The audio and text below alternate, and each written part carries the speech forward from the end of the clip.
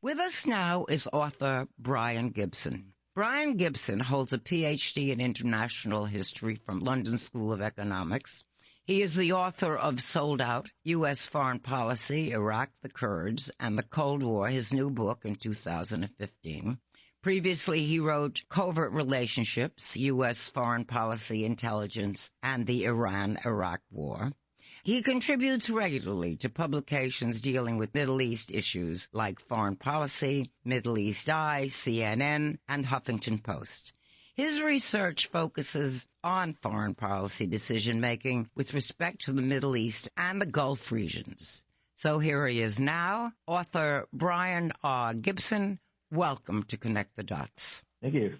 Now, Bryan, you've written a very interesting book here, and it's called Sold Out, ? And then the subtitle is U.S. Foreign Policy, Iraq, the Kurds, and the Cold War. It sounds like more than a history book. It sounds like a habit, really, that the United States has of springing wars on us at the last minute that really have been cooking for years, sometimes decades. First of all, tell us, what was sold out, according to this book? Sold out refers to the question of whether or not the United States abandoned the Kurds of Iraq in 1975. There's a big controversy over this question. So the truth is that we were supposed to really be allies of the Kurds. Is that right? Well, it was kind of a secret alliance. At the time, Iraq was controlled by Saddam Hussein and his Ba'ath Party, and the Kurds were aligned with the Israelis and the Iranians because they were fighting a civil war against the Ba'ath. So the Iranians and the Israelis convinced the Americans to join them on this operation to build up the Kurds to fight against the Iraqi government, which at that time was backed by the Soviet Union. This is before we entered the Iraq War, such as we know it. That is to say, Saddam Hussein went into Kuwait, and we decided to defend Kuwait.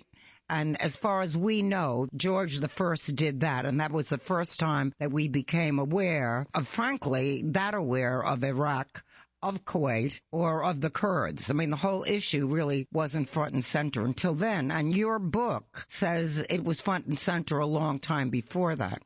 So what year are we talking about when all this happened?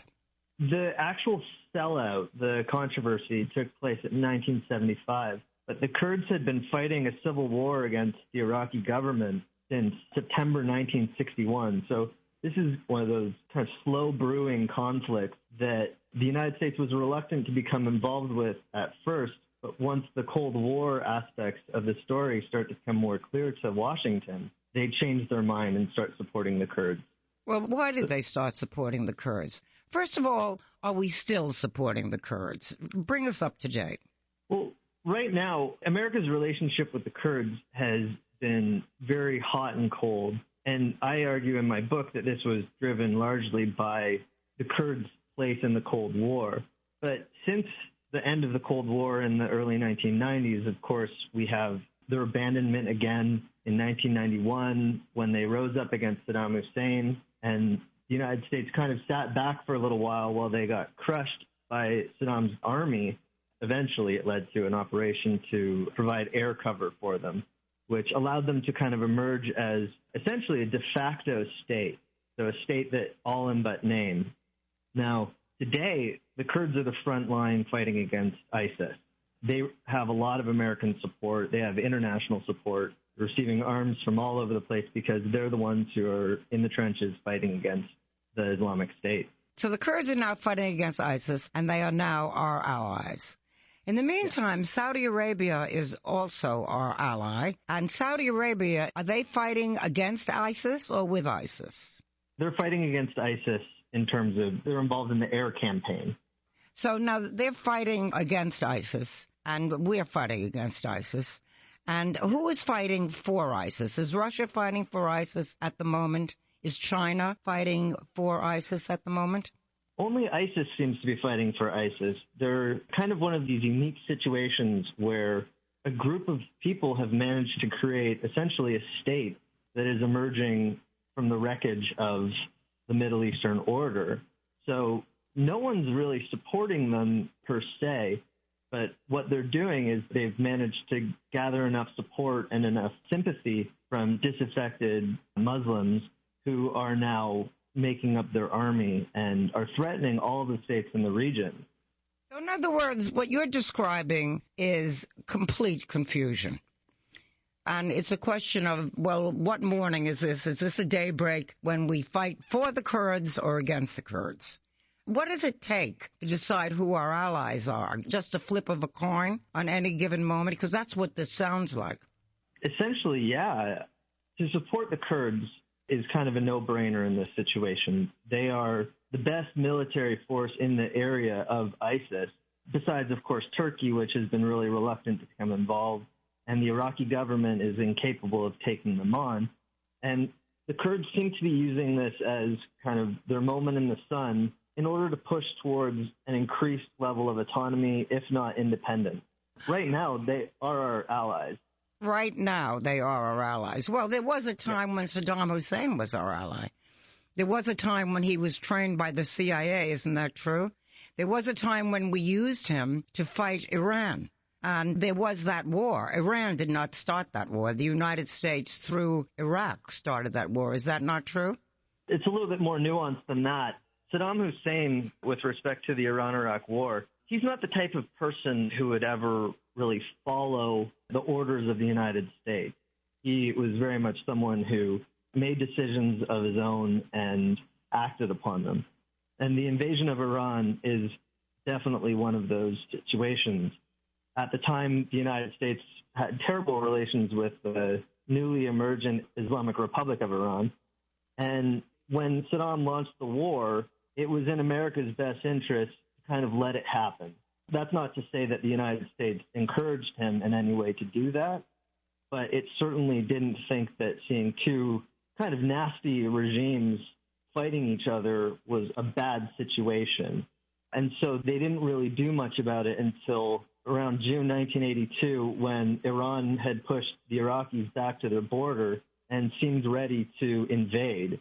Now, if they had invaded, they would have been miles away from Kuwait and a few dozen miles away from Saudi Arabia's main oil fields. And that, for the United States, was a huge threat to their interests.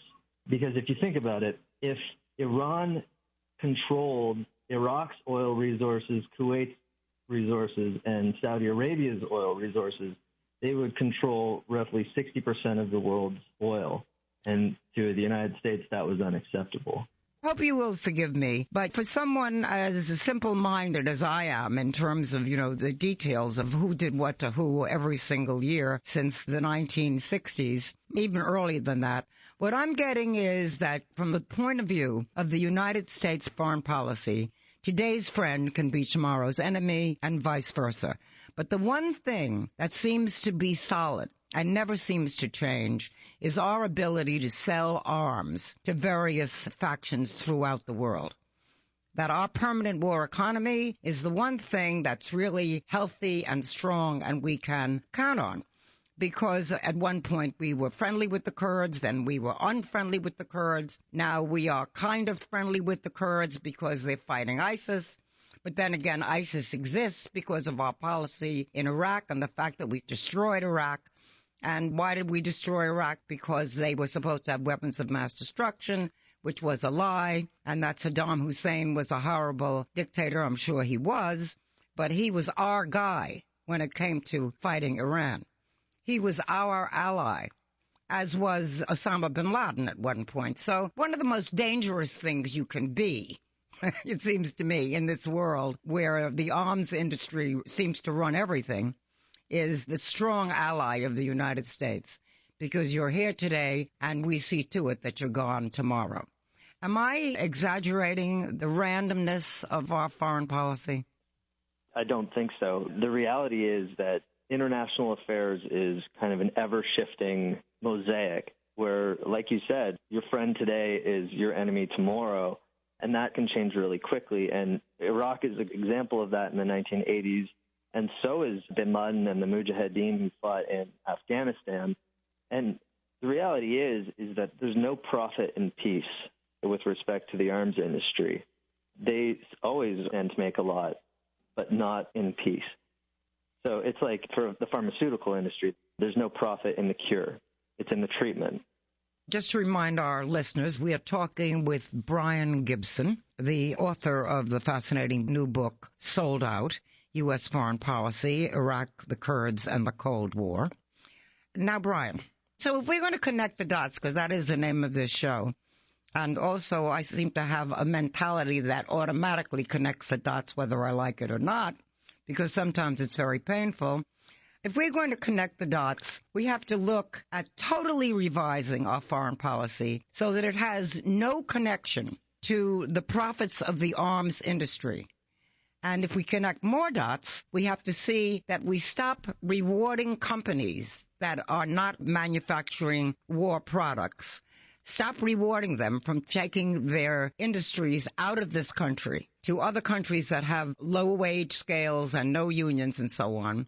And we have to stop rewarding them with extra tax breaks and all of that and bring them back here so that we stop this dependence on a permanent war economy. Are those the dots we should connect from this description of a chaotic foreign policy that your book represents? Well, yeah. I think that the permanent war economy is problematic, to say the least. It certainly doesn't help when dealing with a region as conflict-ridden as the Middle East. But the real objective needs to be kind of a shift from a kind of power-based foreign policy that seeks to project power through interventions like the example that my book discusses, and a kind of a shift towards more of a values-based foreign policy, a sense of humanism where you're not just looking at states and not just looking at nations interacting in the world, but statesmen like those who are running for office today, they start looking at in terms of more, there's people who live in these states. There's people who, when we drop a bomb, we affect them. And if we're doing drone strikes in Pakistan, for example, for each one of those bombs dropped, you're disturbing the families of all the people that get killed, and not just families, friends, and beyond. Now, if you kind of look at that and imagine that was happening here, whoever was behind these drone strikes who killed your cousin or your friend, you would be really upset and you would be pushed more towards of a radical position to try to counter them. And that's kind of the problem with a lot of what's happening today, is that governments are too quick to resort to the use of violence and have been reluctant to do the hard work, which is diplomacy. Now, the example of Iran and the nuclear deal is probably an example that runs counter to that, but you're really seeing just the emergence of a really strong backlash against these kind of interventionist foreign policies that really were prevalent during the Bush years, but also during the Cold War. Not a lot has changed since then. No, not a lot has changed since then. And not only that, but we've seen the end of communism that should have pleased or pacified the big moneyed interest in the United States and their desire to maintain capitalism as the world's most prevalent economic system. And instead, we seem to be looking for reasons now to be, once again, the enemies of Russia. And you have Putin, who also is an anti-communist now. I mean, he also is involved in a big capitalist country. But we seem to need a permanent enemy. And that permanent enemy seems to be Russia, and to a lesser extent, China. That will increase as time goes on, because we owe China $19 trillion, so they are a potential enemy, because we are never, ever going to pay that debt. And we need to distract the world from thinking that we are. And we also have to have a strong habitual enemy that the people are familiar with, like Russia. So do you feel that we are in for more of the same kind of confusion, and that the Middle East is in for the same kind of destruction that they've been suffering for the last 25 years? Well, with respect to China, the thing about China is that it's certainly an emerging superpower. There's no question about that. Fortunately, this $19 trillion that you mentioned ties China to the United States in a way that will hopefully limit the likelihood of a military confrontation with the United States. The United States has been very clever in the way that they've been watching the emergence of China and the so-called pivot towards Asia I think is probably a good thing so long as it doesn't get out of control and become aggressive.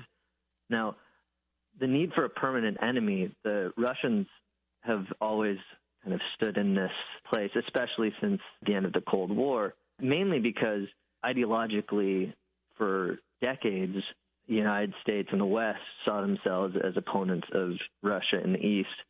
And when you see Russia start to flex its muscles in Ukraine, and then again now in Syria, where it's sending arms and whatnot to the Syrians to help prop up the Assad regime, they are kind of pushing the buttons of the United States. But I think that they're doing it in a way, especially with respect to Syria, I think Putin's about to make a pretty serious move in Syria, not unlike moves that Russia made during the Cold War. Now, how the United States responds to these will be kind of a key indicator of how this post-Cold War relationship with Russia is going to look. If it adopts a very aggressive approach, it could deteriorate things further, but it also could be something that could help bring about perhaps a ceasefire in the Syrian war. But the need for a permanent enemy, I think, is very much ingrained in major states. Like the Israelis, they need a permanent enemy. First, it was the Arab states, and in recent years, it's kind of shifted toward Iran. And I think the United States needs the Russians just as much as the Russians need the United States, in that they both have an enemy, which allows them to have large military-industrial complex type situations for both countries.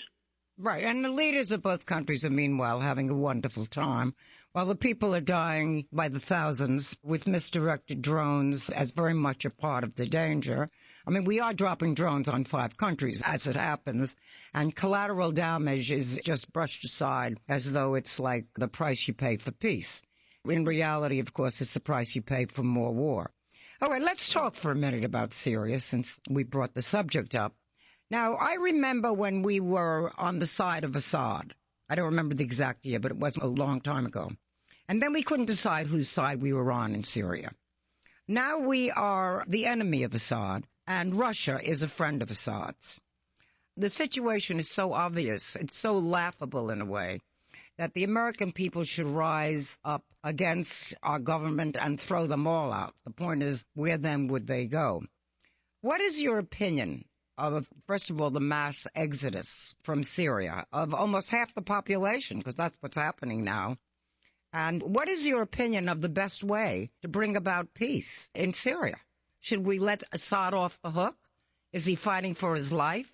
Is he, by some miraculous chance, basically a good guy? Could that be true? I've heard a lot of different things about Assad. Like, the Russian relationship with his family goes back to his father, who came to power in the 1960s and 1970s, and then, of course, ruled through to his death, and then his son took over. But he was never actually intended to be the leader of the country. His brother was, but his brother died, and he was kind of thrust into this position.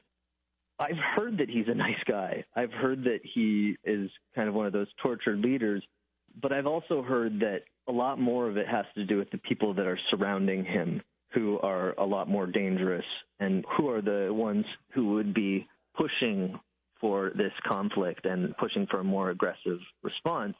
But in the end, he is the one who signed off on these things, and he needs to go. The problem is that the situation in Syria has become kind of a 3-way contest for control between the regime, ISIS, and the U.S.-backed kind of rebels, who are by far the least effective of any of those groups.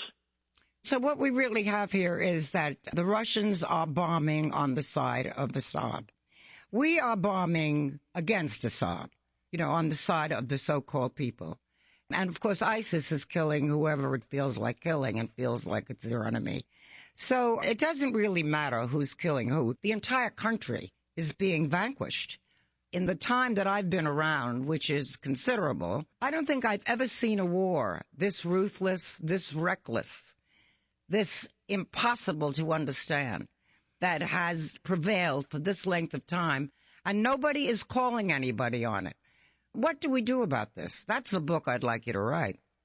The only real solution that I can see in my mind is some sort of political agreement that perhaps I don't know if Assad would be able to leave, but the Ba'ath Party needs to have a role in the post-war situation. But an agreement of sorts needs to come between the U.S.-backed group and the Russian-backed Assad regime, because ISIS is clearly a threat to both of those. They're a greater threat to both of those, and they're a greater threat to Western interests in the region. Now, how to go about doing that is the million-dollar question. And perhaps the Iranians, now that they're talking with the United States, might be able to encourage Assad to bring about a political solution. But it's very difficult to say because Syria is a very, very complicated country with a lot of different groups, including a large Christian population who actually support the Assad regime because they fear if they don't support the regime, their alternative are ISIS, who will kill them. I have in front of me a rant that we aired on this show, which is talking about all of the peace agreements that were available before war became our policy of choice. For example, in 2012, Russia had proposed a process of peace settlement between the Syrian government and its opponents that would have included the President Assad stepping down. But the United States was so confident that Assad would soon be violently overthrown that it rejected the proposal. And that's just one of the many peace proposals that have been offered years before the various invasions took place. So, in your opinion, if you were king, let's put it that way, and it was entirely up to you, how would you stop this epidemic of totally senseless rogue wars that really, essentially, will simply devour the world? How would you stop it? With respect to Syria, I think the best thing that could be done right now would be a multinational force that is primarily Muslim, and the establishment of safe zones along the Turkish border and the Jordanian border and the Israeli-Lebanese border. That's probably the best kind of step forward, is to create these kind of safe havens for civilians. And then coupled with that would be a very serious effort to form a transitional government that perhaps includes a Ba'athist element in it in order to stop the killing. And once the killing can be stopped, then the focus can really shift towards countering ISIS. And in that case, the Syrian government, whatever its form is, would need to work with us. Well, that's a lot of wishful thinking. And we hope that your wishes, unfortunately. we hope that your wishes come true. And thank you so much for indulging us in this extremely broad topic. I haven't read the book because there wasn't time between our contacting each other and now. But I have read the synopsis of it, and it sounds irresistible. So it is Sold Out, and the subtitle is U.S. Foreign Policy, Iraq, the Kurds, and the Cold War. Thank you so much for joining us, Bryan Gibson. Well, thank you so much. I really appreciate you taking the time to chat with me. We've been speaking with Bryan Gibson, author of Sold Out. So does it make perfect sense now? Or are you, like me, more convinced than ever that when it comes to destroying other countries, building more arms, reaping more profits from the arms industry with less legitimate reasons than ever, we have had enough?